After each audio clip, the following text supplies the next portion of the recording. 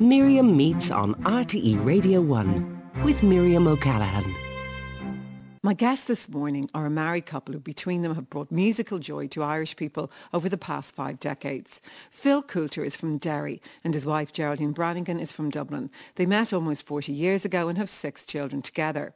Phil is touring Ireland this month and next with Geraldine as his special guest. You're both very welcome. Thank you. Thank you very much. Listen, let's just start off, Phil Coulter, with some of your songs. I was looking at the names of some of them. Puppin' on a String, Congratulations, The Town I Love So Well, My Boy, Steal Away, Score Not His Simplicity in Ireland's Call. All yours. Yeah, that's a few. If you'd written one of them, it would be something, you know, that people would remember you forever. My first publisher told me years and years ago that one swallow doesn't make a summer and one song doesn't make a songwriter.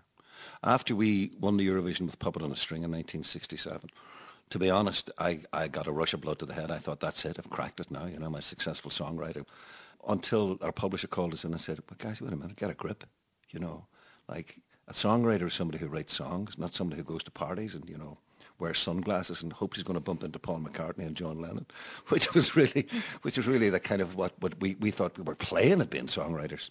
So he took us in very seriously and said, you better knuckle down here and write some songs, you know, because the industry is beginning to think that you guys are a flash in the pan. I remember that hurt very deeply. So when we left that meeting, I thought, well, we'll show this bugger now just we're not a flash in the pan. So I'll tell you what we'll do. We'll win the Eurovision again this year. And we very nearly did with Congratulations. But, you know, it's a good lesson to learn. You can't call yourself a songwriter with one hit. Where did you both meet, Geraldine? Where did you first meet Phil? To be honest, of all the questions you could ask, I think really that Phil should answer this because it has to do with the Eurovision. Well, what's your memory of it? My memory is I was doing a gig with my brothers up in Carrickmacross long before there were mobile phones. And when I got back, I got a phone call. It was about like 1 o'clock in the morning. And I was told by my brother that Phil Coulter was looking for me. And I said, Phil Coulter. And then he gave me a whole litany of who he was, the ledge and all of that. And I thought, because he was hero worshipping, he was older than me, total. And so I was to contact Phil in Jury's Hotel the following day. And so I rang Mr. Coulter and I was shaking like a leaf because now I was told all the songs he'd written and I was just terrified. So to ring Mr. Coulter and it was to do with coming out to the house and he wanted to have a chat and hear me sing, and it was to do with the Eurovision. And back in those days, most people only had one TV and MTV didn't exist. Yeah. So everybody would watch the Eurovision Song Contest because it was credible back in those days, you know. He'd seen me in a commercial. He was told that I was a great little singer and whatever. So he came out to meet me and I nearly died. He was carrying the milk at the front door. And, there was 2 milk bottles on the doorstep. I remember that. Bit of a spark took place there.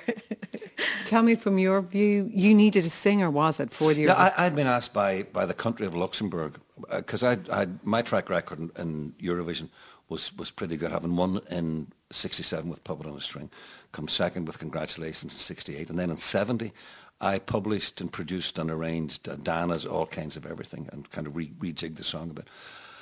So that was like a first, a second, and a first in a 3 or 4 year period. Luxembourg is a small country, you know. I mean, Luxembourg, the country, is about the size of Bray, but it has an influence. It has an influence in music, particularly in Europe, because of RTL, Radio Télé Luxembourg. So have radio and television that goes through all of Europe, and they had a great track record in Eurovision for the simple reason that they would invite a French singer and to find a songwriter, or vice versa, or a German, or a Dutch, or whatever. So they cherry picked around Europe.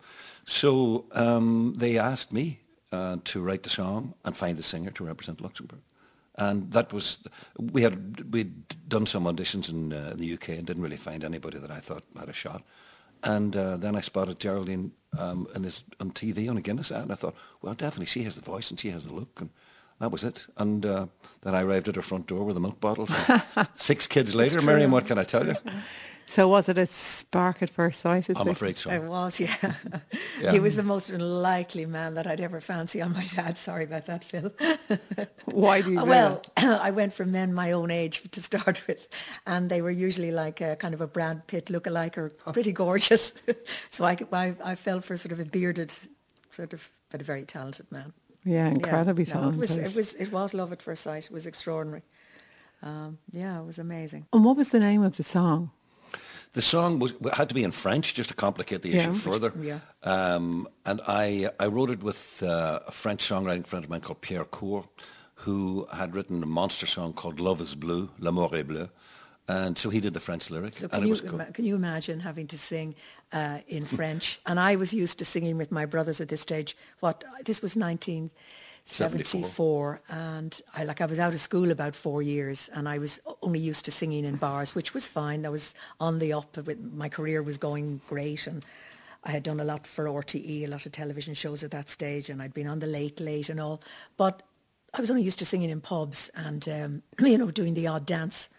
My God, and suddenly I had to sing live in front of a huge audience and sing in French. And Pierre Cour, who had written Love is Blue, I mean, it was terrifying. And he was so old at the time and very strict and get it right. And But you did very well. Where did you come? I came fourth. Wow. Which was great in those days. And Yeah, I'll tell you, I was able to sing in Europe. Let me tell you, if Ireland could come fourth in the Eurovision Song Contest now, there'd be jubilation. Well, it and also meant celebrations. it did give me a career, Absolutely. so it was amazing. We're going to listen actually to a little bit of you singing Toi.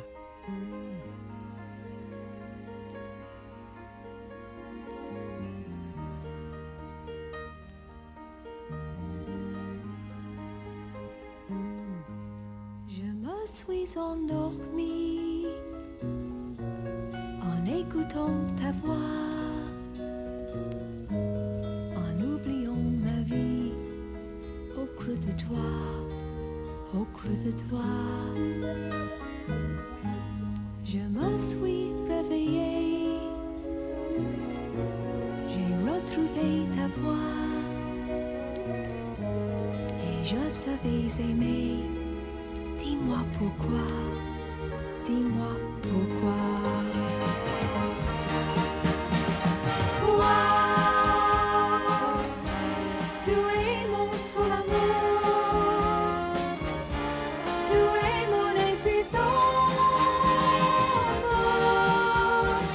Toi, tu m'as donné l'amour, tu m'as donné la chance.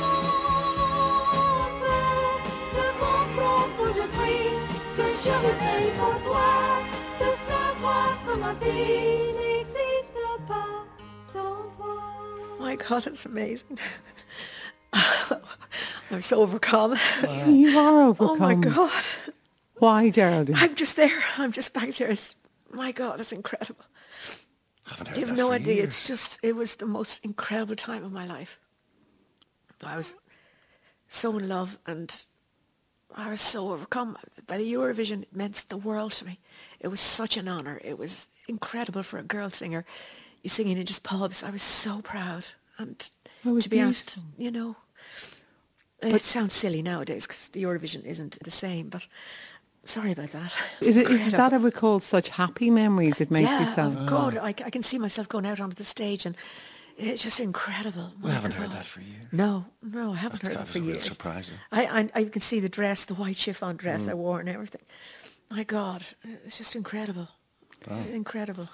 Did you feel incredibly proud of her that night as well because you were conducting? It was spectacular in every sense. Yeah, it was a great adventure, absolutely great adventure. And as Geraldine says, it was not only was it spectacular and glamorous, and it had a great relevance in the music industry. ABBA had won the previous year, and it was huge. That's right. Yeah, ABBA had won the previous year. That was in Sweden. I mean, that's in their country. Yeah. It would have been and you had a full massive. orchestra. It was a real sense of an event. And the first half, Phil will tell you, the first half of Eurovision. I mean, I'm not good at the French, but it was Luxembourg, Dix Points, and it was all of that the whole time. It was extraordinary, At the halfway mark, we were winning. Yeah, at the halfway mark, we were outright winning, winners. And of course then I think there was a bit of politics from that point of view. Beautiful voice. So where did your musical dreams come? Well, I didn't come from a showbiz family, and I came from an ordinary middle-class family living in Clontarf. Mum was just a homemaker, but she had been in the School of Music, and Daddy played the piano. I don't know, Phil, did he play it well? But Oh, he was not bad, he was yeah. okay. You know, he'd play in the golf clubs for his friends and the usual. You know, we came from a musical family. He was but- deadly in a sing-song, PJ. He Yeah, was- but that's where it began and ended. And like in actual fact, a funny story, if I may say so. I'm not great at chatting, but my first big career move was with Shay Healy, and we were Lovely going up to Shay. Donegal, and Donald Declan and myself were heading up there, and this was our first professional gig. We were getting, I think, £20 for the night. That's a lot of money. You know, I had spent already buying fabrics to make some dresses for the next few gigs, but anyway, we were going up to Donegal, and my father caught my younger brother going out the door. Declan was only 16 at the time, and he said, "Get back in there, young fella." So that was the end of that. We were Do your now suddenly, homework. we're down to a duo, our first professional gig, and we still went to Donegal. Tell me this, So did you still get the 20 quid from Shay? I did. We did, Yeah, I should say. Shay's too good not to give he it was to you. good. So that was the start of it. But we used to sing at home, and the last year or so of myself being in school, I was in Manor House in Raheny, and my brother Donald was very musical, and he'd been on Shore Shoggus Bartley and stuff like that when he was younger, and he used to play the guitar. So he said, "Gerald, let's, you know, get a few songs, and you never know, we might enter a talent competition." And there was a huge competition in Finglas, and we won it outright. And then we found ourselves a manager, and they were coming out of the woodwork, and that actually set us on the path. When you brought home Phil to meet your family, did they like him? They did. You know, they did. They did, but they were a bit worried because he was a bit older than me, and you know, there was a few hurdles and bumps and lumps like everybody has in life to sort of sort out first and that. But they knew he loved me, and that was the main thing. He didn't really have to prove himself, you know. So in fact, funny. although you met in 75, you didn't get married until the 90s, was no. it? It was because I had been married before, and at that time, you know, divorce wasn't something that you could avail of as readily as you can today. So it took a lot of time and a lot of navigation before we got to that stage. Was it important to get married? It was Is it- important. Yeah. Look, we're Irish Catholics at the end of the day. Okay, we did it kind of... We took our time. Yeah, and And your father gave you away, didn't he he? did, you know. I mean, it was crazy. He brought me down the stairs and handed me over to Phil. I mean, he was very proper, and I adored him very much. It was important for me to complete things for Mammy and Daddy, you know. And of course, 1975, it's like a different world, really. The Ireland we It live in is, today, yeah. Oh, yeah. lots of people get divorced and remarry. But in 1975, it was unusual, That's wasn't it? It was very a different much so, country. yeah. For sure, yeah. Very much Um, so. and- It took a while. And in fact, Georgina, our youngest, she had no teeth at the time. She was 6 when we got married. She's the youngest. I had 6 and 7 years. And, you know, Georgina said to the press when the day we got married, she said, I told Daddy when was he going to marry Mummy? And in fact, when it was all very warm, and I mean, the whole country were behind us. They were delighted because, you know, it was a nice story. Well, as Geraldine said, when we finally did it, when we were flying to Rome with the 6 kids, the people on the plane, the pilot congratulated us, and people were coming up from the back and saying, there was one little, I remember a little little old old dear, ladies she came up with and the said, nuptials. "Congratulations on your nuptials." It was so On sweet. your nuptials, yeah, it was great. But then we arrived in Rome, and we had organised through the hotel a guide with a minibus. And he had obviously learned his English in night school, you know, and he was very diligent, sort of very handsome guy. wasn't he? Beautiful, yeah. But anyway, Heathcliff or something he was That was his called. name, Heathcliff. Yeah, very typical Roman name. But anyway, he said, "Signor Coulter, you come to Rome on holiday?" I go, "No." I said, "We're here on honeymoon." And he looks at the back and sees the 6 kids, and he's trying to figure. I could see this kind of look of puzzlement on his What face. kind of a tour and is he's, this? yeah, Yeah. he's kind of looking back on the English lesson when the word honeymoon came up, and he thought, surely that is when you just get married. And he's looking at the 6 kids. He couldn't doesn't know figure how it this all out. fits out. People don't bring 6 kids on honeymoon, but we did. Sweet. And That your, was crazy. your dad is no longer alive, Jane, but Yeah, your Daddy mum died will be 7 listening years. this morning, won't Mum, she? oh, she will, absolutely. Mum is 89. You know, her health is not great, but up here she's 100%. Well, She's bright as a great, button. great sense of humour. Granny, yeah. She's wicked. She Oh, yeah. means the world to me. Yeah. I know your mum loves one particular song you used to sing, the Carly Simon one. Oh, she does. Nobody does it better. Do you want to sing it now, or we get Carly to do it? Get Carly to do it. Give Carly a break. Very yeah. good. Okay, for your mum this Thank you. morning, we're going to listen to Carly Simon.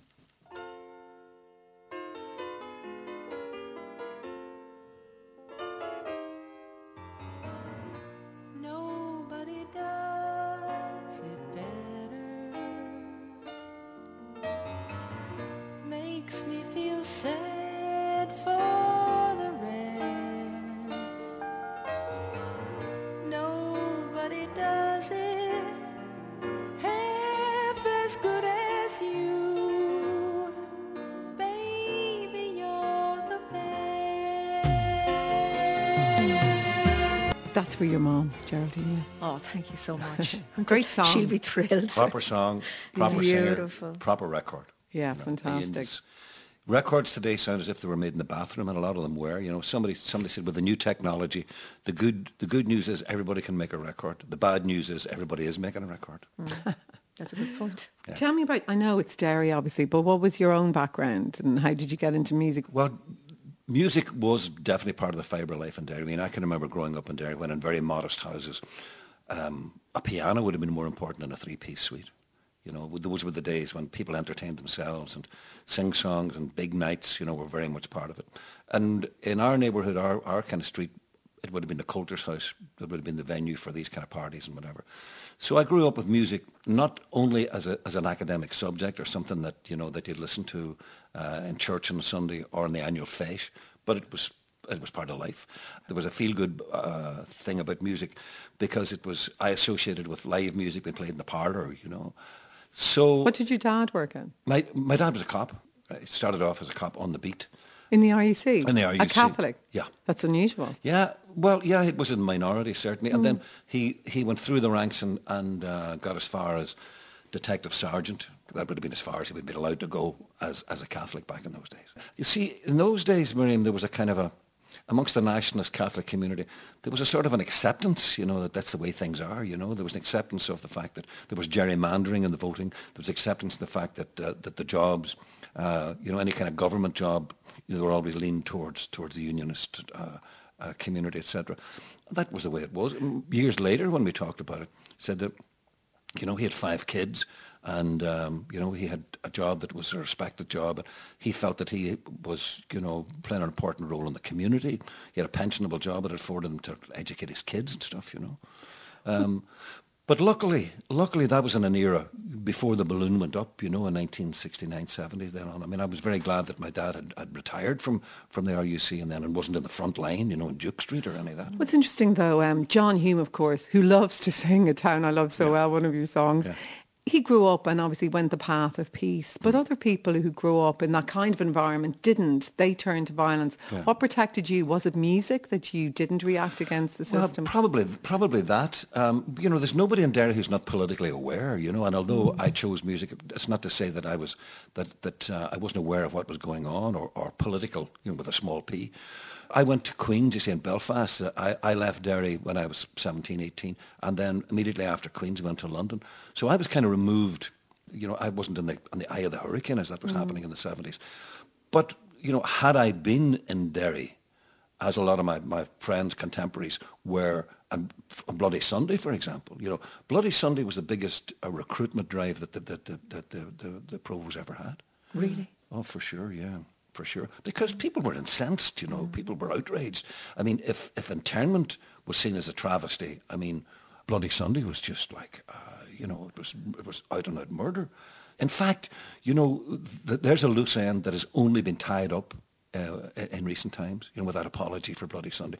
For a lot of Derry people, that was unfinished business, you know, and there couldn't really be any forward movement until that got tidied up. You, of course, went to St. Columb's, that school in Derry. Yeah. Name all the people who've been there. Well, Yourself? about 10 years before me, Brian Friel would have been there then. In my era, would have been John Hume, Seamus Heaney.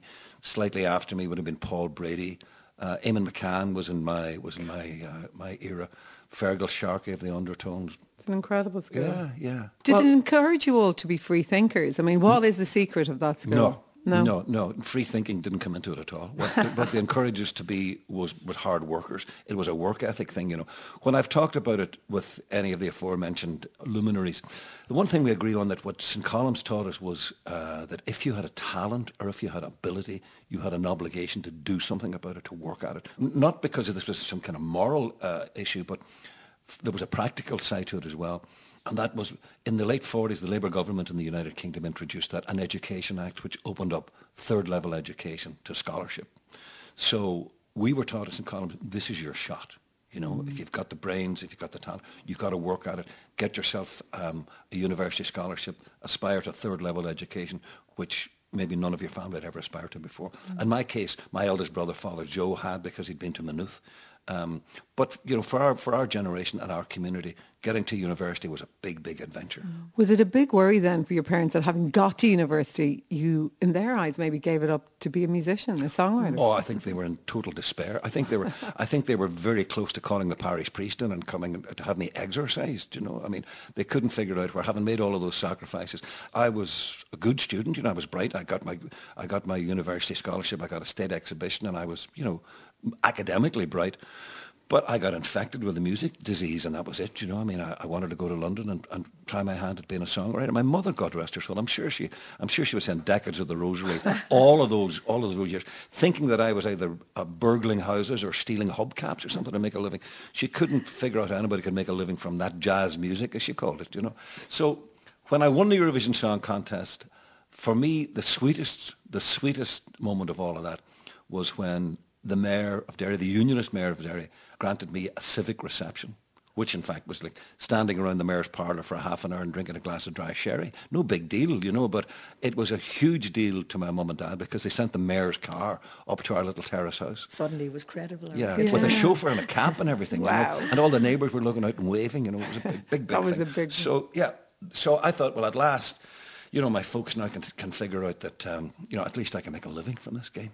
And Geraldine, when you went into music as a career, did you think that would be your career forever? You could make your living out of that? Well, initially I wanted to, my last year of school, I was going to the art college once I left school, but things changed and we did well that last year. So I went into the business and we sort of crept into it, and that was it. I never looked back. But my parents, my father, it took a while, but they became very proud of us. And then, of course, 3 years later when I got the Eurovision, I mean, that was huge. You stopped playing and touring for a long time, didn't you, when your children were younger? Yeah, I mean, I worked professionally for 16 years, and then I decided I was going to start having a family. It was hard because I was having huge number one hits and number one albums that Phil had produced, and he'd written loads of songs for me for South Africa. So I gave it up at the top, which was really, really hard. But it was a decision I was glad that I made. But having said that, a year later, after having my first baby, Danielle, the record company in South Africa said, come down and do a promo. And I did 94 concerts in 10 weeks. And that was after the first baby. So I had given it up, and then I was back in for a year later, I should say. And then I was expecting my second baby a year later, Dominique.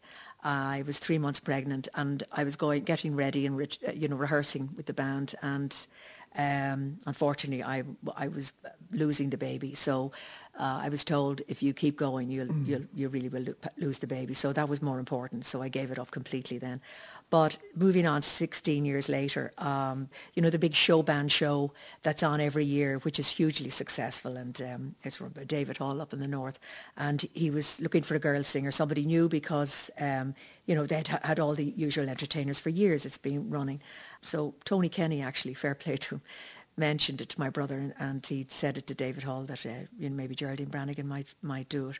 So I committed myself to doing it, and then I thought, nobody will remember me, and oh my God, it's a big mistake. So I did it. It was a huge success, and all my confidence came back.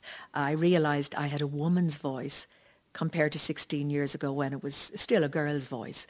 Do you sing together at home? Well, when there are sing-songs, yeah. when there's drink on the job, when drinks but we're not sitting like in the parlour. No. Those But it was days a are family way gone. party or something. Oh, God, absolutely. yeah. Like try and keep us from sitting down. Are you kidding? I mean, yeah, absolutely. Yeah. Would you sing something for us now? I think we might, yeah. Will we do The Waters Wide? Waters Wide sounds like a nice idea. Okay, this is something I recorded years ago, and I love the song, so we'll do that.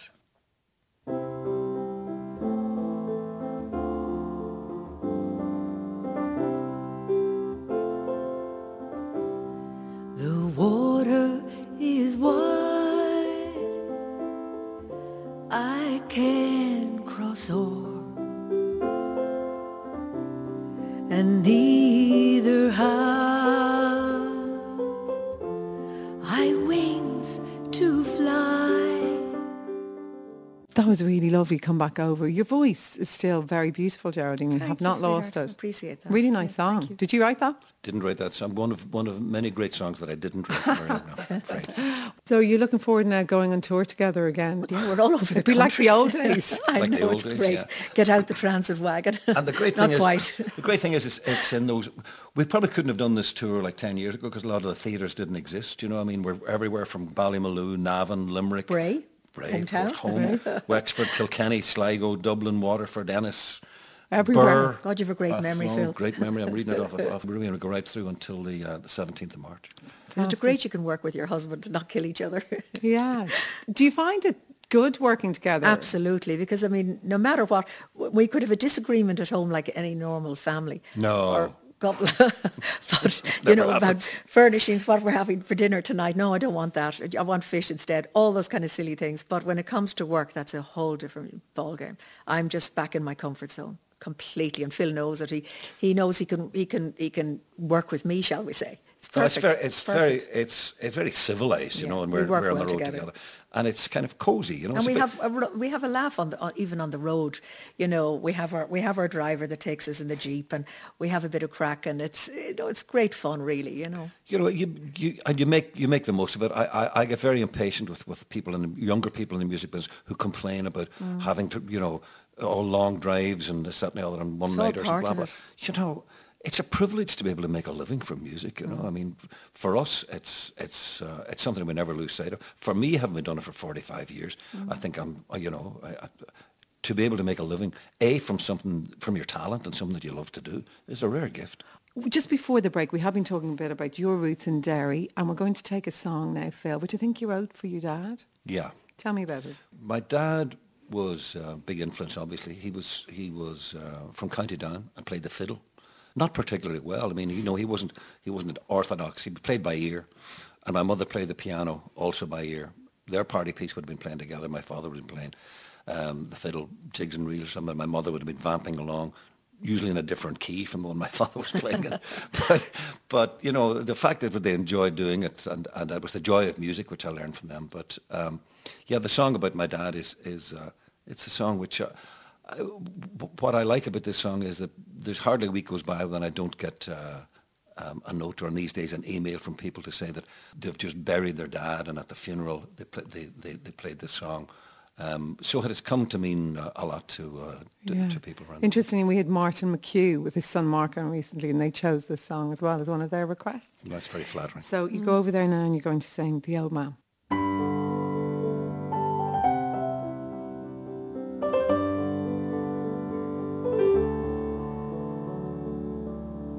The tears have all been shed now. We've said our last goodbyes.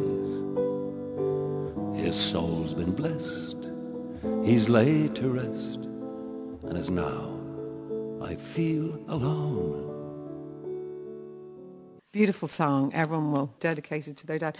Do you have a favourite song of his, Geraldine? I love Steal Away, particularly. It's quite an emotional song, really. Don't you think, Phil? Yeah. I think it's beautiful. And I think the Furies did a great job on it. It's impossible to ask you what your favourite song is. Oh no, it's not. No, I can answer that. I can answer that quite readily. The Town I Love So Well. You know, it may not be the most commercially successful song in terms of like dollars and cents earned, but it certainly would be the song that means most to me. To me, as Phil Coulter the man and Phil Coulter the Derry man. Let's put it like this. That's the song I would choose to be remembered for. Tell me the story about how you wrote that song. It involves Luke Kelly as well, doesn't it, Phil? When I took over producing the Dubliners, you know, I was coming off a string of hits in the charts. But Kelly, he was continually badgering me to write songs that would be, you know, songs that would address some kind of grown-up issues, you know, songs that would have some substance, some lyrical content that would go a little deeper than the songs I'd be writing for the Bay City Rollers, for example. So you fast forward the tape now, and I'm in Derry on the very weekend that internment is introduced. And I shared the trauma of other Derry people at the kind of blunt instrument that internment was, where, you know, if you had a history in the GAA, if you spoke Irish, if you went to Irish dances, or if you were seen to have any nationalist kind of leanings, that was enough to drag you out of bed at 4 o'clock in the morning and throw you into prison. So there's a sense of outrage in Derry. And I wrote a song, probably my first political song, called Free the People, which was an anti-internment song. And because it was anti, you know, it was a bit of a knee-jerk reaction. It's not a great song by any means, but it was off the moment. And I suppose, you know, opened up a kind of a highway to me to write songs that were a little bit more substantial, a little bit more personal than Congratulations or Puppet on a String. Having gotten my head into that kind of space, I suppose, you know, with the whole kind of anti-internment thing and that political arena, and then over a period of the next couple of years, seeing what was happening in Derry, I'd been horrified when I'd go back and see, you know, not only the physical damage on the landscape, but the kind of psychological damage to the people. And I thought this calls for a song. And also as an artist, whether you're a poet or a songwriter or a writer, I suppose, do you have to be very careful when you're in a situation, maybe when there is incredible violence, that your songs also aren't in some way an incitement? Well, you're absolutely right. I mean, I think I wrote the tune of The Town I Love So Well probably within a couple of weeks. The words, however, took me a year, because I was aware that just with the wrong choice of words, the wrong choice of image, it could just have tipped over and become another rebel song, which was the very last thing that I wanted, and God knows the very last thing that we needed. So I had to be very careful about the imagery and very careful about the words. I'd love to hear a little of that.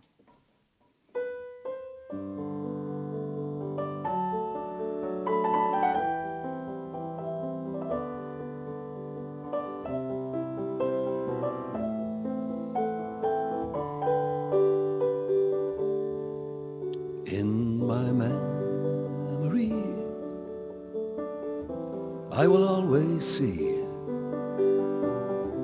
the town that I have loved so well, where our school played ball by the gas yard wall, and we laughed through the smoke and the smell. Going home in the rain, running up the dark lane, past the jail and down behind the fountain. Those were happy days in so many, many ways, in the town I loved so well. Such a beautiful song.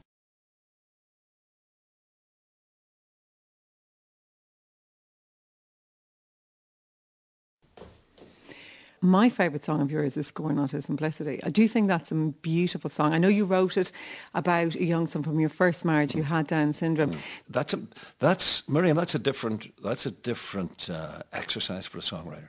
You know, writing Puppet on a String, you're tailoring the song for Eurovision Song Contest. Writing Back Home for the England World Cup squad, I mean, you know that's a particular target. Writing Shang-a-Lang for the Bay City Rollers is a different target.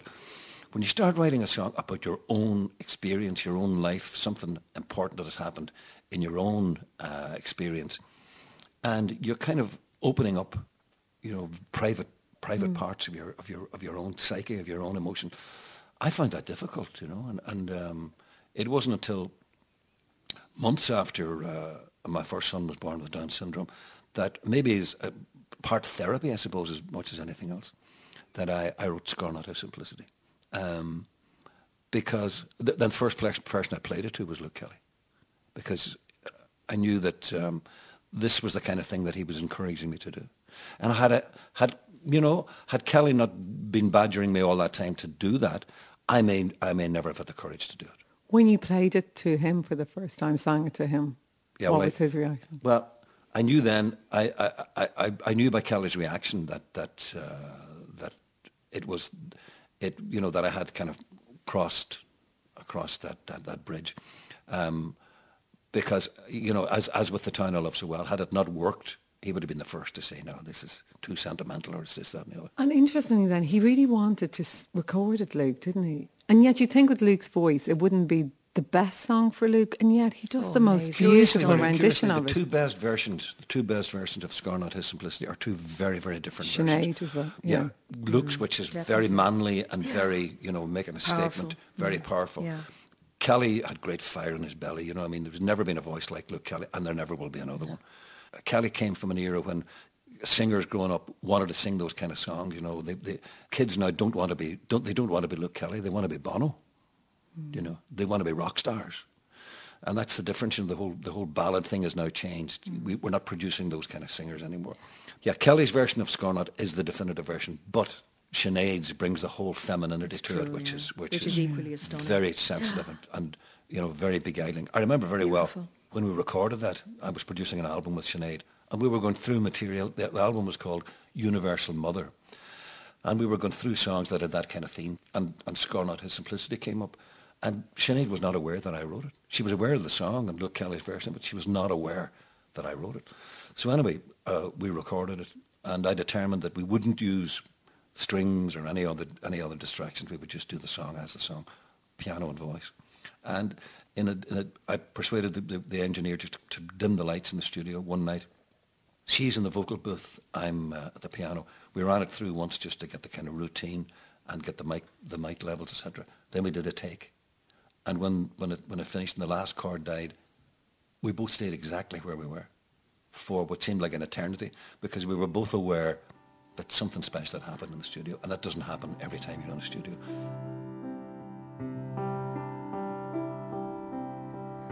See the child with the golden hair, yet eyes that show the emptiness inside.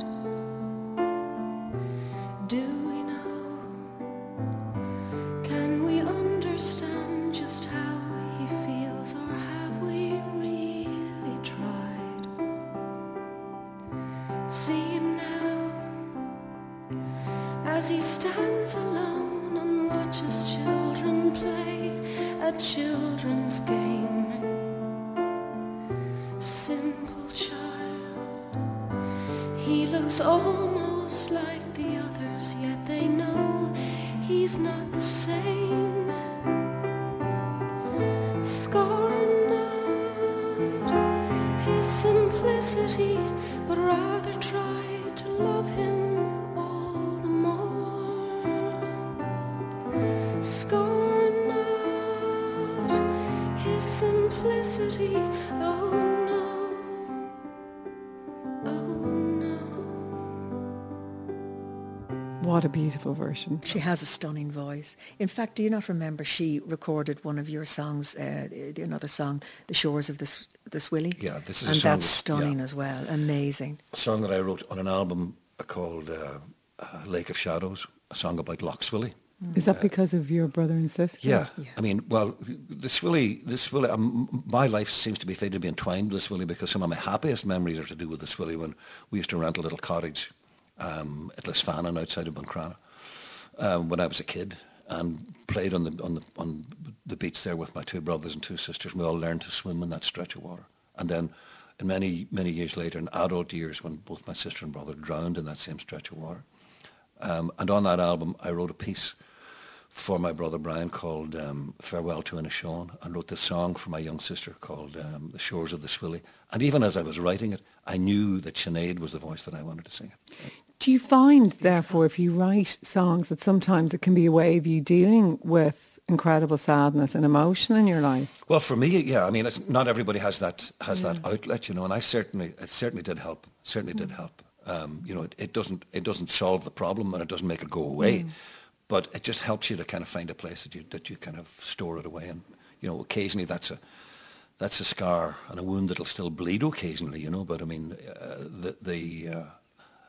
to revisit, I remember particularly with Shores of the Swilly, just to revisit that whole episode, which had been particularly painful,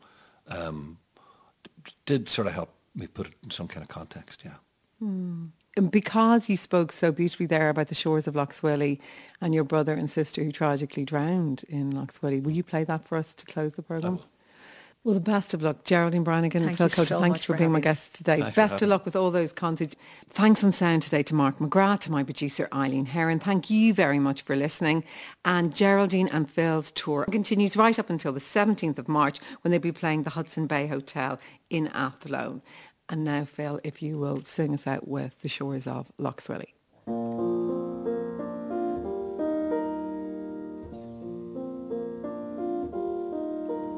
By the shores of the Swilly, two children at play, the king of the castle, the queen of the May.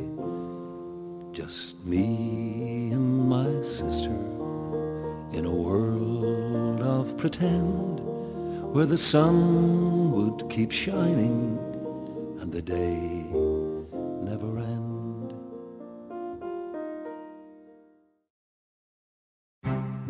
Miriam meets on RTE Radio 1 with Miriam O'Callaghan.